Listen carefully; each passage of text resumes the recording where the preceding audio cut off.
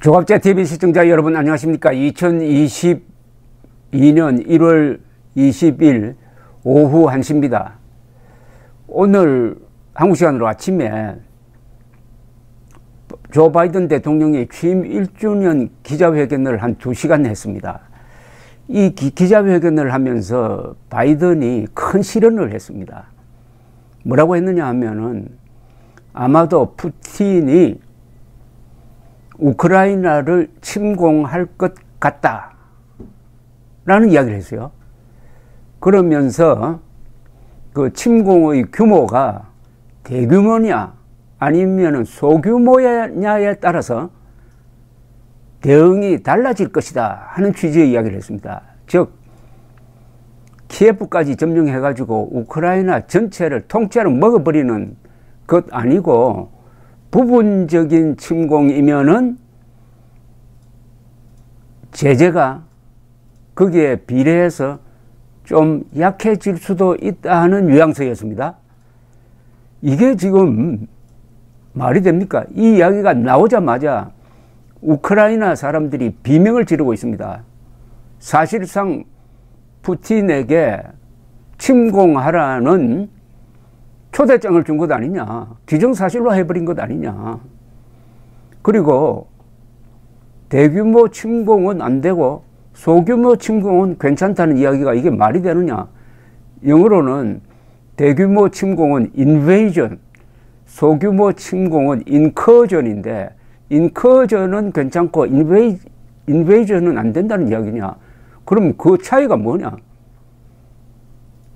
이렇게 우크라이나 사람들이 아주 비명을 지금 지르고 있습니다. 우크라이나 사람들 참 불쌍합니다. 지금 운명이 경각에 달린 이 우크라이나는 작은 나라가 아닙니다.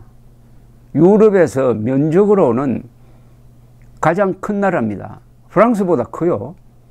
인구가 한때 5천만이었다가 지금 줄어서 한 4천만까지 줄었습니다. 그리고 우크라이나는 큰 강도 없고 큰 산도 없고 완전한 평지입니다. 세계에서 가장 비옥한 땅입니다. 그러니까 이 강대국이나 여러 세력들이 이 땅을 차지하기 위해서 동에서 서에서 침공하는 바람에 참 고생한 나라입니다. 이 우크라이나 사람들이. 그런데 소련이 무너진 다음에 가지고 있던 핵무기를 포기하고 이제 제대로 된 나라 만들겠다고 작심을 해가지고 그래도 민주주의를 힘겹지만은 운영하고 있는 나라입니다. 지금 푸틴이 우크라이나를 침공하겠다는 여러 이유를 댑니다. 우크라이나가 나토에 가입하려고 하니까 안 된다든지, 그리고 나토가 계속 동쪽으로 밀고 들어온다든지 이런 이유를 대는데 그거 다 거짓말입니다. 푸틴은 장기 집권하겠다는 겁니다. 독재자는 장기 집권을 위해서 모든 걸 희생할 수 있는 인간들입니다. 장기 집권을 위해서는 이게 눈에 가시가 우크라이나입니다. 우크라이나가 민주주의를 하니까 이 독재하는 러시아로서는 골칫덩어리죠.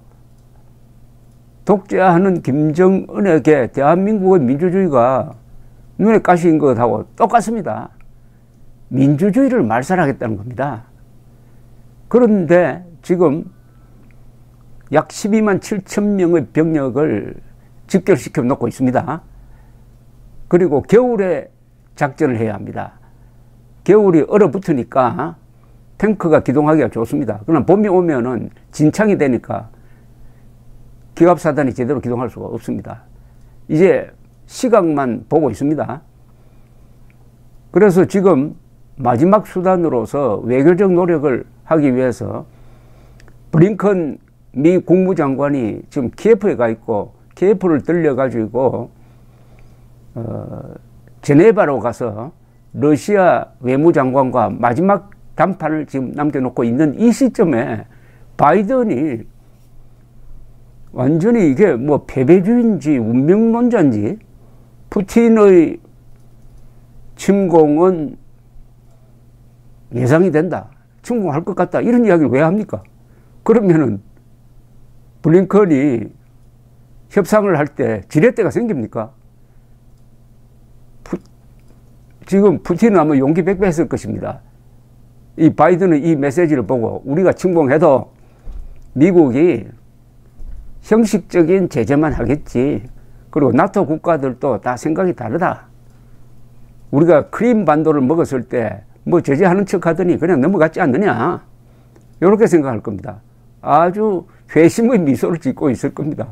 왜 바이든이 이런 실수를 하는지 이해가 되지 않는데, 하나, 바이든은 자기가 외교 안보 분야에서는 미국 정가에서 가장 경험이 길다고 생각하는 사람입니다. 이런 오만이 화를 부르죠. 이게 처음 아니잖아요. 아프가니스탄을 완전히 망친 게 바이든의 실수 아닙니까? 바이든이 작년에 9월 11일까지 9.11 테러 20주년이 되는 날까지 아프간에서 철군하겠다라고 일방적으로 선언을 해버렸습니다. 미군 철군하려고 하는 그 시점에서는 아직 아프간 정부군이 버티고 있었어요. 그런데 바이든 대통령이 날짜를 딱 정해가지고 무슨 일이 있어도 9월 11일까지는 철수하겠다고 해버리니까 그 순간 아프간 정부군의 사기가 완전히 무너지고 말았습니다. 그래서 실질적으로는 지난 여름에 한 달 사이에 아프간이 무너져 버린 겁니다. 탈레반한테. 그때 아프간에 남겨놓은 군대는 일개 연대병력밖에 안 되었습니다. 일개 연대병력을 주둔시켜 놓고 공군 정보 지원을 하면서 버텼더라면 적어도 아프간 정부군이 2, 3년 버티고 그 사이에 아프간이 자력갱생할 수 있는 찬스도 만들어줄 수 있었는데 그냥 9월 11일 근사한 쇼를 하겠다고 9.11 테러를 맞아가지고 우리 젊은이들이 이제는 아프간에 한 사람도 없다 이런 쇼를 하려고 하다가 완전히 되말려가지고 그때 떨어진 지지율이 바이든이 회복되지도 않고 있습니다. 근데 똑같은 실수를 했어요. 그러면은 이 바이든은 아프간처럼 또 우크라이나처럼 이 동맹국 또는 우호국을 벌릴 수 있는 사람 아니냐. 이렇게 되면은 앞으로 한국도 마찬가지입니다만은 이 바이든을 믿고 있을 수 있느냐. 이래서는 안 되겠다. 어차피 핵무장해야 되겠다 하는 생각을 하게 되지 않을까요? 그래서 지금 미국 정계에서는 바이든의 나이를 자꾸 이야기를 합니다. 바이든의 나이, 한국 나이로는 원래 80인데 바이든이 재선을 포기를 해야 된다. 저런 판단력과 저런 체력으로는 재선, 즉 2004년에 나와서는 안 된다. 미리 재선에 안 나온다는 선언을 해야 된다. 뭐 이런 이야기까지 노골적으로 나오고 있습니다. 이거 우크라이나 사태 한국 대선에 큰 영향을 줍니다. 12만 7천 명의 병력이 본격적으로 침공을 하면은 우크라이나 군은 버티기가 어렵습니다. 그러나 결사항전을 하면 어떻게 될지 모릅니다. 한 민족 집단이 결사항전을 선언하면은 그건 아무리 강대국이라도 어쩔 수가 없어요. 우리가 지금 간과하고 있는 게 우크라이나 사람들의 자주국방 의지가 어느 정도 강하느냐, 결사항전 의지가 어느 정도 강하느냐, 여기에 대해서는 아무도 이야기를 안 하는데 만약 결사항전을 하기 시작해가지고 똘똘 뭉쳐가지고 게릴라전을 하면서 버틴다면은 푸틴이 낭피할 가능성이 있습니다. 아프가니스탄 쳐들어갔다가 10년 동안 고생하고 손 들고 나온 게 소련이 무너진 계기가 됐던 그런 전례도 있는 겁니다. 그러나 한국 대선판에는 이게 전쟁의 그림자가 드리워지게 될 것입니다. 이걸 우리 대한민국 국민들은 잘 이용해야 됩니다. 역이용해야 됩니다. 우크라이나가 저 모양이 된 것은 가지고 있던 핵을 포기했기 때문입니다. 그러면 핵을 포기하면서 그때 영국, 러시아, 미국이 우크라이나의 주권을 보장한다, 안전을 보장한다는 약속을 했어요. 1994년에 부다페스트 협약인데 그걸 러시아가 헌신짝 같이 버려도 미국이 군대를 보내가지고 개입할 생각은 않고 구경만 해왔습니다.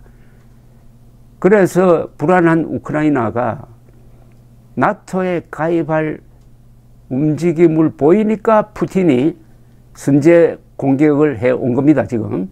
그래서 크림반도 빼앗아 가버리고, 이번 쟁점이 되고 있는 게 푸틴이 요구하는 것은 침공 안 하는 대가로 앞으로 나토는 더 이상 회원국을 받아들이지 않는다는 문서화된 약속을 하라, 이겁니다.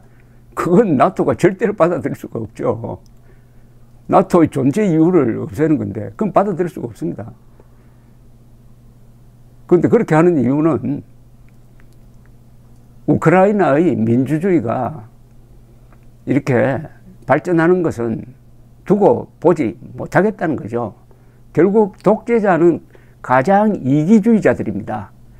김정은, 김정일, 김일성 이 세자는 이 세 놈이라고 해야죠. 이 세 놈은 자기밖에 모르는 인간들입니다.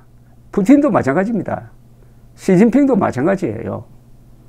그러니까 정권 연장을 위해서 이런 긴장을 조성하는 것이죠.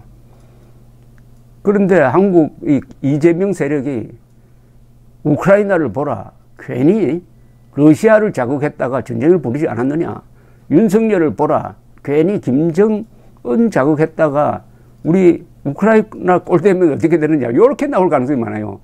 이걸 되받아치기 위해서 우리는 우크라이나가 저런 처지에 놓이게 된 것은 핵을 포기했고 나토와의 동맹을 맺지 못했다는 겁니다. 동맹을 갖지 못하고 핵도 갖지 못하니까 당하는데 우리는 동맹은 있고 핵은 없습니다. 그런데 한미동맹을 강화해야 될 텐데 문재명 세력은 사실상 한미동맹을 해체하려고 합니다. 그 전 단계가 바로 종전선언이죠. 종전선언은 한미동맹 해체용입니다. 그러니까 우리는 간단하게 이 복잡한 걸 뭐 구구절절 설명해봤자 그거 들어줄 국민도 없고 관심 있는 사람도 별로 없습니다. 선거판에서는 메시지입니다. 이재명 되면 대한민국은 우크라이나 된다. 줄여서 이재명 되면 우크라이나 된다. 핵도 동맹도 없는 우크라이나. 핵은 없지만 동맹은 있는 한국. 어떻게 할 거냐? 한미동맹이냐? 아니면은 전쟁이냐? 이렇게 일도양단해야 될 것입니다. 감사합니다.